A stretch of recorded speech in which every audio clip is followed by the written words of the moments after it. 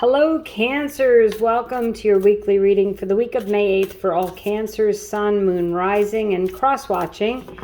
How did you do with the full moon in Scorpio, Cancers? It's been a heavy energy for a lot of people, so I hope you survived it and you're ready to release and let go of what needs to go away and move on.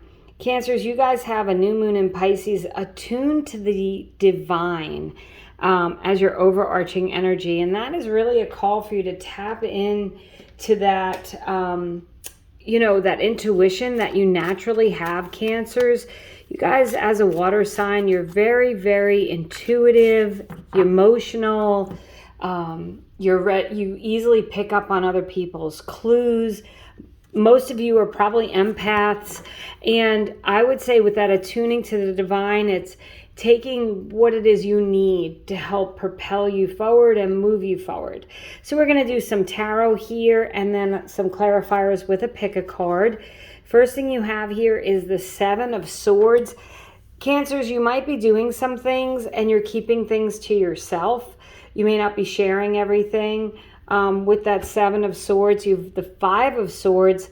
Interesting. So there could be an argumentative energy, and it may not be arguments around you. It may be in your own head. You might be kind of deciding what it is you need to do, where you need to go, and you're not sharing a lot with other people because you're kind of contemplating. I would say if that's the case for you, make sure that you're asking for divine help, checking out your dreams, writing them down, looking them up, asking for divine guidance. And make sure you're paying attention if you have any signs or synchronicities that are coming in. You have the Seer of Shells. That is the Page of Cups. And it's the you really want to follow your heart with that. And on the bottom of the deck, you've got the beautiful World card. And the World card means that things are moving and turning in your favor. It's also a really good indication that you're moving into a new chapter. There's new things going on. You're stepping through a portal. So with that attuned to the divine, I would definitely say if you're having problems with that, definitely meditate, take time out in nature, take time to yourself, do some self-care, and see if you could tap into your own intuition to see where it's guiding you and where it's leading you. So for clarifiers, for the Seven of Swords, you've got the Moon card. This is a card of attuning to the divine. That is the new moon in Pisces. The Pisces is the Moon card, okay? So the Moon card is the card of Pisces, and it's about, tapping into your intuition, paying attention to your dreams. Also, not allowing yourself to go into any darkness. Don't allow any anxiety or fear to come in when you see the Moon card. Clarifying the Five of Swords, you have the beautiful Three of Wands. So this is a card of expansion and growth and really exciting energy.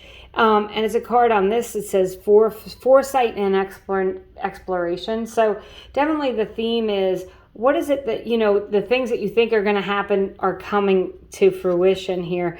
Probably there's going to be some events that happen this week where you kind of knew it was going to go that way and you're going to be proven right.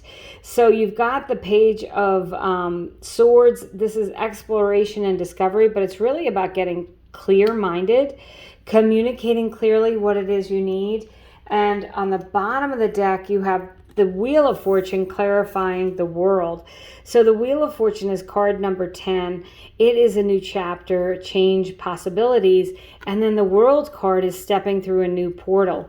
So Cancers, check out your second quarter reading, April, May, June, and see what that says, because I feel like there's some big changes going on. And obviously when things change, it doesn't always happen in a week, but there could be steps that you're taking. There could be things that are happening around you that are leading you down a new path, decisions that you're making that are leading you to a new space. There may be a Pisces involved. I'll say that, which is a fellow water sign. Cancers, I would say you get along pretty well with Pisces. Very deep sign, very deep people. And maybe you have even Pisces in your chart. So we're going to do a 3-card pick a card. I'm going to use these as clarifiers, but you can also pick a card if you have a question. If you're drawn to one of the cards, we'll see if there's a message here for you. So it's card number 1, 2, and 3. So card number 1 is the Knight of Swords. You have the Page of Swords here. The Knight of Swords is an action card. It's about, as I said, gaining clarity of your mind, communicating clearly what you want. It's definitely taking steps towards doing something. It's also clarifying the Moon and the 3 of Wands.